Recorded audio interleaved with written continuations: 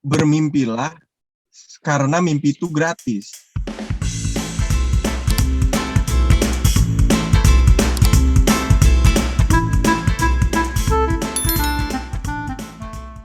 Selamat pagi sahabat literasi, salam sehat, salam semangat.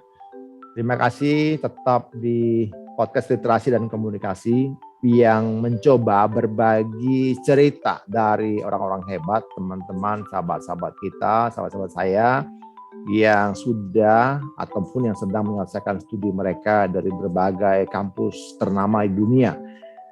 Kita belajar tentang hal-hal yang sangat esensial, bahwa bermimpi itu sesuatu yang tidak diharamkan gitu ya, tetapi bermimpi dipersilakan saja, terutama ketika teman-teman sahabat literasi bermimpi untuk sekolah tinggi meskipun tidak punya biaya begitu. Itu sangat dimungkinkan saat ini.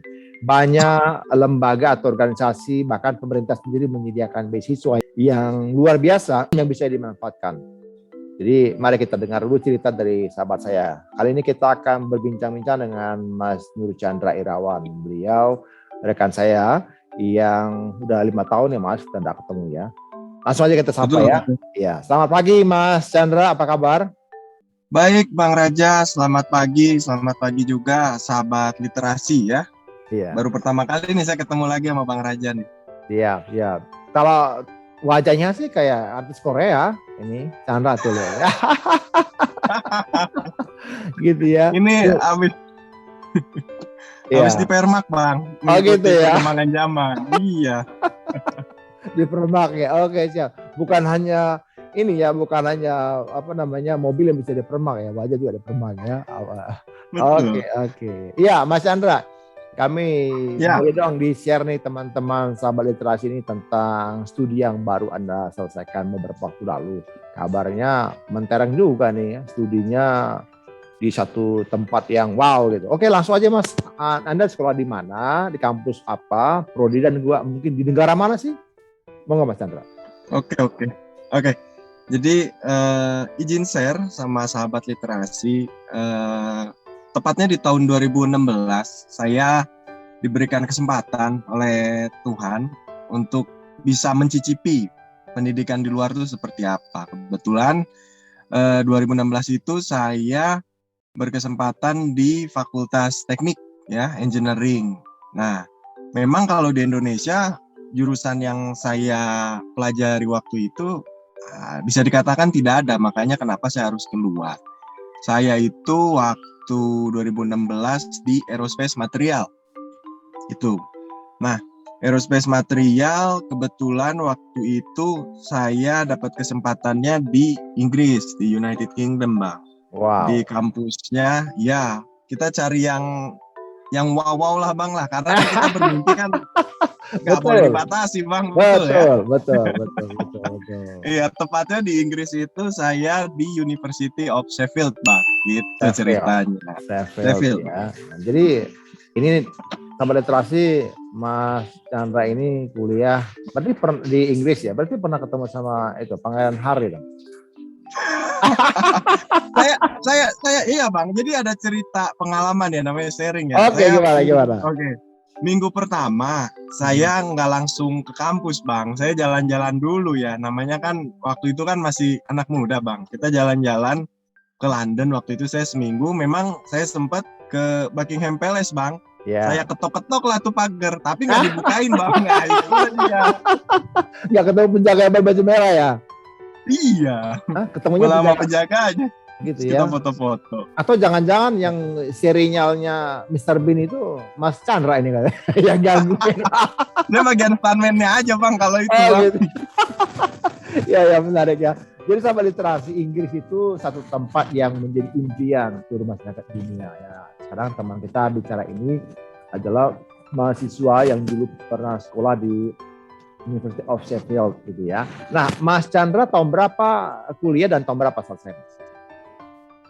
Oke, saya itu mulai studi itu tahun 2016. Dan memang kalau di Inggris tuh yang saya ketahui sedikit berbeda untuk gelar masternya untuk S2, karena di Inggris itu hanya 1 tahun. Jadi 2017 ya Beruntung saya bisa lulus tepat waktu dan udah balik lagi ke Indonesia. Jadi cuma setahun aja Bang di Inggris Bang. Wah, capek pindah doang gitu ya. Iya Bang.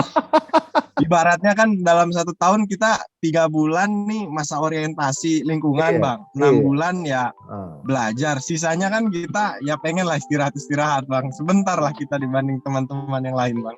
iya ya. Nah, tadi kan Mas Chandra sebut nih bidangnya itu aerospace aerospace material itu. Itu apa sih Mas? Ya. Dan apa sih yang menjadi risetnya Mas Chandra? Oke, jadi aerospace material. Balik ke secara harfiah dulu kan yang namanya material kan banyak Bang ya. Istilahnya ada material bangunan, material logam dan segala macam secara kita yang paling mudah dipahami oleh masyarakat. Nah, kebetulan kalau aerospace material itu intinya adalah bahan-bahan apa saja yang ada di bumi ini, yang ada di dunia ini yang bisa kita manfaatkan untuk kebutuhan aerospace, dalam artian kebutuhan dirgantara udara kita di dalam bumi maupun kebutuhan aerospace yang antariksa Bang. Nah, kenapa saya ngambil yang sedikit mengawang-awang, mengambang-ambang itu? Salah satu alasan utamanya adalah karena pada saat itu saya sudah mulai berkarir di Indonesian Aerospace. Jadi untuk mendukung ilmu pengetahuan saya berkarir di Indonesian Aerospace, mau tak mau pilihannya hanya di situ Bang. Jadi kenapa saya pilih aerospace material, bukan sok-sokan keren, tapi itu semacam tuntutan profesi pada saat itu. Gitu Bang. Jadi memang didukung oleh pekerjaan ya. Pekerjaan memang mengharuskan menambah lagi ilmunya ya. Nah, risetnya Mas Chandra apa nih Mas? Wah, kalau risetnya saya udah lupa ingat Bang. Jadi intinya iya, karena pakai bahasa Inggris kan. Dan gitu ya. Yang namanya tesis kan harus panjang Bang ya. Nggak bisa simpel-simpel. Bukan pakai bahasa Sunda ya Mas ya. Bukan pakai bahasa Sunda ya. Nggak bisa.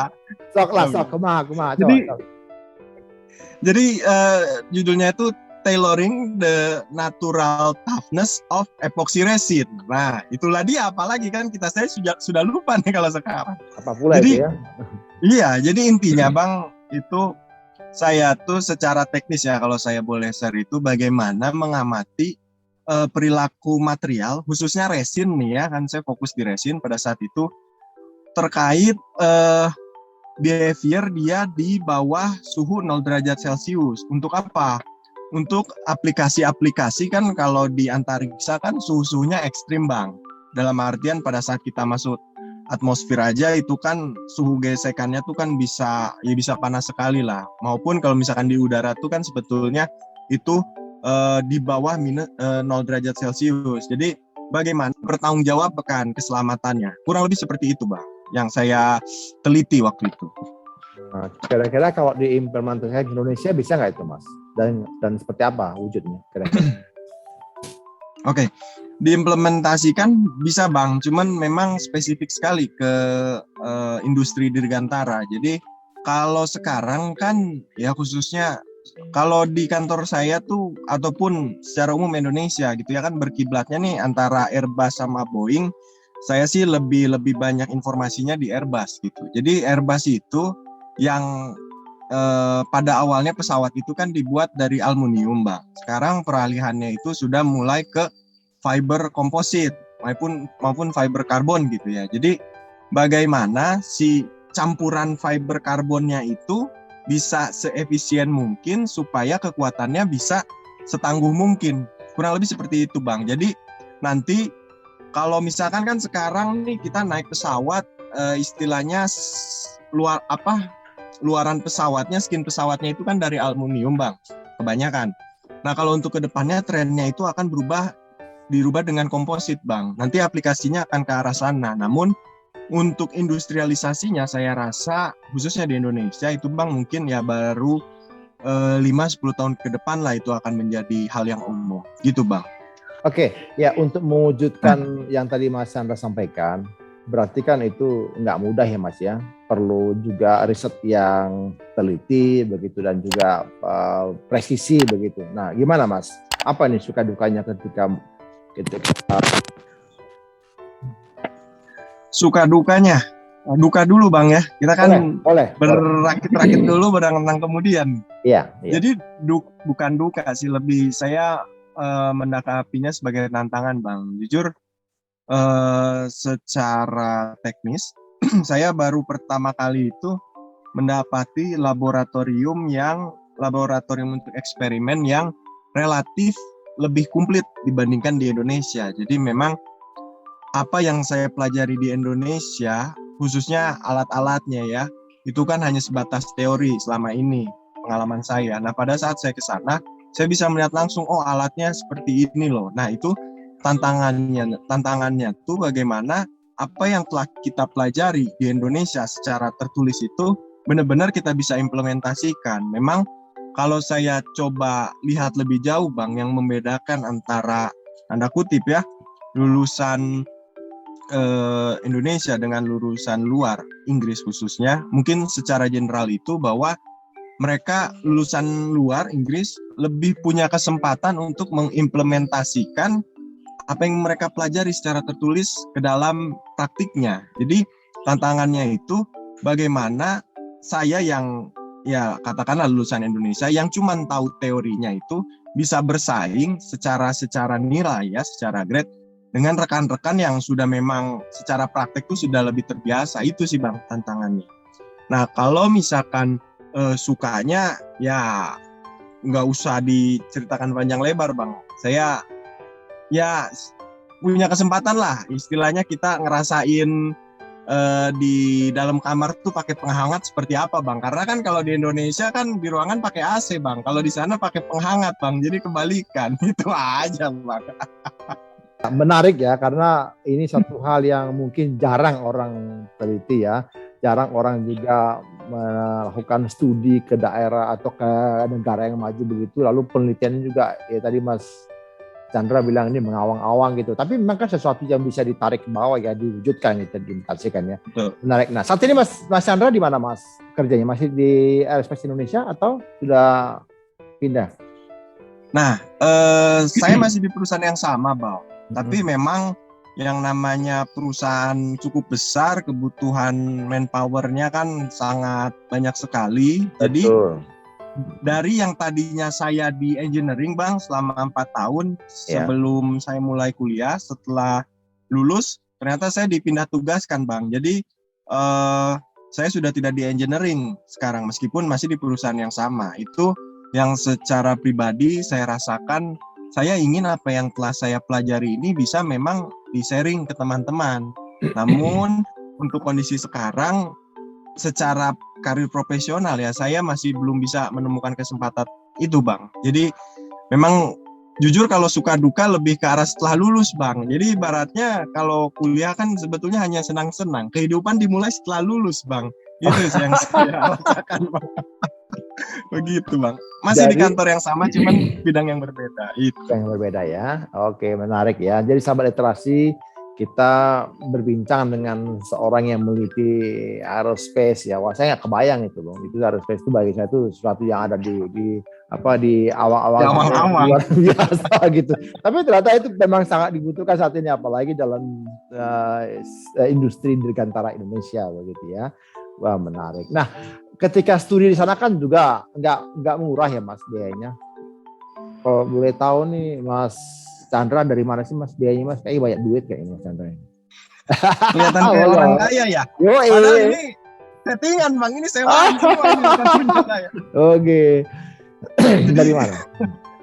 Ya jujur aja Bang, semenjak saya lulus S1 saya nggak pernah sedikit pun berpikiran untuk bisa sekolah lebih lanjut, untuk bisa S2. Karena memang yang saya alami secara pribadi, faktor ekonomi menjadi alasan utama. Jadi beruntunglah kalian-kalian yang bisa S2 pakai uang orang tua maupun uang sendiri, itu beruntung sekali. Jadi saya pun secara tidak sengaja mendapatkan kesempatan ini. Dalam artian saya tidak pernah mencari beasiswa maupun mencari kesempatan kuliah lanjutan. Tapi di lingkungan saya kebetulan Bang ada rekan saya yang kebetulan di kantor tuh kami lumayan dekat. Tahu-tahu dia keterima beasiswa Bang. Nah, saya kaget dalam artian perasaan orang ini kaya juga enggak gitu ya. Terus pinter juga ya Pinter lu, gitu aja enggak. pinter lu kali ya. Saya mau bandingin sama Pak Habibie ini, kenapa sama saya? Oh gitu ya, oke. Ya pinter gitu-gitu aja, tapi kenapa dia bisa gitu? Itu yang mengubah mindset saya pada saat itu. Jadi setelah saya ngobrol panjang lebar dengan rekan saya itu, dia bilang dia punya kesempatan untuk lanjut itu dari beasiswa. Nah, dari situ saya masih berpikir lagi, beasiswa. Saya kan, mohon maaf, saya selama kuliah S1 aja gak pernah dapat beasiswa. Entah karena saya nilainya kurang atau saya kurang informasi gitu. Terus saya coba tanya-tanya, beasiswa emang gampang ya? Dapat beasiswa itu bukannya syaratnya rumit dan segala macam. Dia jelaskan pada saat itu beasiswanya tuh LPDP. LPDP itu secara simpel itu beasiswa dari Kementerian Keuangan Indonesia. Nah, LPDP itu Lembaga Pengelola Dana Pendidikan ya? Iya, kalau saya masih ingatan masih bagus itu di bawah Kementerian Keuangan ya. Jadi ya dari Kementerian Keuangan. Nah, dari situ saya coba gali-gali, ternyata memang ya rezeki saya di situ, Bang. Jadi saya yang tadinya tidak punya dana, apalagi kuliah di luar negeri kan berkali-kali lipat dari dalam negeri. Terus saya yang tadinya tidak punya kepercayaan diri untuk bisa loh kita bermimpi, bisa loh kita mewujudkan. Itu beruntungnya ketemu rekan yang seperti itu dan ketemu lembaga yang memang bisa memfasilitasi orang, khususnya rekan pemuda-pemudi Indonesia lah yang punya impian besar untuk negara ini gitu, Bang.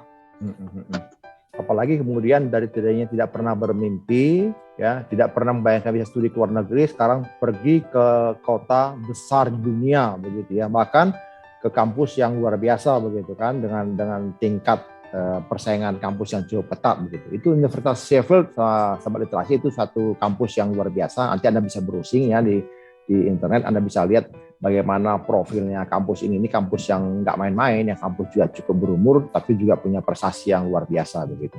Wah, luar biasa. Nah, boleh dong sharing Mas Chandra, gimana caranya kemarin bisa dapat beasiswa itu, lalu kemudian apa pesannya Mas Chandra nih kepada sahabat literasi yang mau mengikuti langkah-langkahnya Mas Chandra? Oke, jadi untuk sahabat literasi yang secara spesifik ya ingin mencoba LPDP, karena kan saya dari LPDP gitu ya, mungkin poin utamanya setelah saya mengalami sendiri itu bahwa hal utama yang diperlukan khususnya kalau mau keluar negeri, Bang ya, itu sertifikat bahasa. Karena apa? Sertifikat bahasa itu menentukan kemana kita bisa pergi. Dalam artian tolong sertifikat bahasa itu hal pertama yang Anda coba gapai kalau memang mau keluar negeri. Karena dari pengalaman rekan-rekan saya sendiri itu kondisinya ada yang sampai miris, Bang. Dalam artian dia sudah keterima di kampus, udah banyak kampus lah yang secara akademik sudah masuk persyaratan dia, tapi karena sertifikat bahasanya kurang, itu dia sampai terdelay, bahkan sampai beasiswa LPDP-nya tuh jadi hangus gitu, Bang. Jadi itu yang penting menurut saya. Kalau tips dari saya ya. Sementara secara teknis, kalau yang saya alami LPDP kemarin, persyaratannya sebetulnya di luar sertifikat bahasa ya. Jadi mau dalam maupun luar negeri itu relatif mudah rasanya. Jadi karena saya sudah bekerja, khususnya untuk yang bekerja itu hanya surat keterangan dari atasan bahwa kita diizinkan untuk melanjutkan studi, lalu motivasi kita itu apa, setelah lulus apa yang ingin kita berikan untuk negara. Jadi relatif lebih mudah kok, karena kan selama ini paradigmanya yang saya ketahui bahwa beasiswa nilainya harus, IPK-nya harus bagus. Ternyata tidak kok, Bang. Saya yang semester 1, mohon maaf ya, bukannya sombong tapi malu-maluin, IP saya itu 1,7, Bang. Tapi kan secara logika kenapa bisa saya dapat beasiswa? Jadi memang betul ada orang yang bilang IPK itu bukanlah segala-galanya, karena LPDP menghargai lebih dari itu. Motivasi kita apa yang ingin kita lakukan setelah kita selesai studi. Itu sih Bang kalau dari saya pribadi. Bro, itu kan di dalam syaratnya LPDP kalau S2 minimal 3 bro. Kok lu bisa 1,7 sih bro? Bandel juga lo bro ya? Itu jadi itu catatan kelam Bang. Jadi semester 1 memang 1,7. Tapi setelah itu saya bertobat lah. Saya cuci-cuci nilai kan. Oke. Tapi maksudnya gini, artinya secara IP itu kan IP per semester kan. Tapi kalau IP totalnya lebih dari 3 dong. Lu jangan cukup untuk masuk LPDP. Iya, lu jangan bikin informasi menyesatkan kan. Ini untuk ini Bang, yang mau tobat Bang, yang kuliahnya jarang kan, kayak cuci lah ayo. Jadi jangan bandel-bandel terus ya. Oh iya, jangan. Kuliah itu main belajar. Gitu Bang. Asik. Jadi sama literasi menarik karena tadi Mas Chandra juga sampaikan bahwa ada hal-hal yang memang kita perlu perhatikan, ya, artinya kita punya mimpi itu kita gapai. Tadi beliau juga sampaikan bahwa tidak pernah bermimpi sebelumnya mau jadi apa, bahkan mau kuliah luar negeri, udah mikir uang aja udah ketar-ketir mungkin gitu ya. Nah, tapi dia bisa capai satu beasiswa bahkan di satu negara kampus yang ternama. Jadi kan prestasi yang kita harus sama-sama juga syukuri dan kita banggakan juga. Sekaligus juga teman-teman didorong, ayo mimpilah sebanyak mungkin dan wujudkan. Kalau boleh tahu Mas Chandra, dulu S1 di mana Mas? S1 saya di Surabaya Bang, di 10 November, ITS. ITS ya, ITS. Kemudian bayangkan dari Surabaya pindah ke Sheffield. Wah, luar biasa. Iya, sama-sama S juga, Surabaya, Sheffield gitu. Nanti jangan-jangan saya S3-nya di Solo Bang, doakan dia. Atas barang gitu ya. Oh iya bisa. Tapi enakan Solo Bang, Semarang rasanya panas Bang ya, efek Solo. Atau di Solok. Solok jauh sekali Bang. Sumatera Barat ya. Sumatera Barat. Ya, jadi itu sahabat literasi, ayo kita bermimpi dan capailah. Nggak ada yang mustahil kok. Bahkan ada beberapa rekan-rekan kita juga dari keluarga yang sangat sulit ya. Kami akan mencoba juga, satu teman kami nanti akan ikutin terus podcast ini.